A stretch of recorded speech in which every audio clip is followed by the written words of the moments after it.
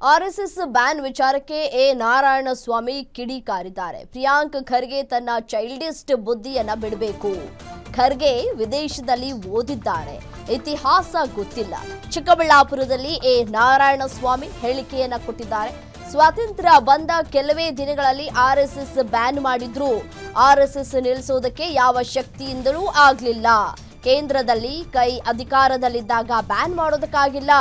RSS ನಿಷೇಧ ಮಾಡುವುದು ಹುಚ್ಚು ಹೇಳಿಕೆ ಅಂತ ಹೇಳಿ ಖರ್ಗೆ ವಿರುದ್ಧ ಮಾಜಿ ಕೇಂದ್ರ ಸಚಿವ ನಾರಾಯಣಸ್ವಾಮಿ ವಾಗ್ದಾಳಿಯನ್ನು ನಡೆಸಿದ್ದಾರೆ.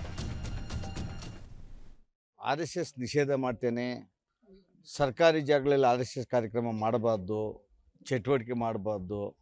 ಖರ್ಗೆ ಅವರು, ಪ್ರಿಯಾಂಕ ಖರ್ಗೆ ಅವರು ಇತಿಹಾಸವನ್ನು ನೋಡಬೇಕು. ಸ್ವಾತಂತ್ರ್ಯ ಬಂದಂಥ ಕೆಲವೇ ದಿನಗಳಲ್ಲಿ ಆರ್ಎಸ್ಎಸ್ ಬ್ಯಾನ್ ಮಾಡಿದರು. ಕೆಲವೇ ದಿನಗಳು ಆರ್ಎಸ್ಎಸ್ ಬ್ಯಾನ್ ಮಾಡಿದ್ರು, ವಿತರ್ಡ ಆಯಿತು. 1975ರಲ್ಲಿ ಆರ್ಎಸ್ಎಸ್ ಅನ್ನು ಬ್ಯಾನ್ ಆಯಿತು.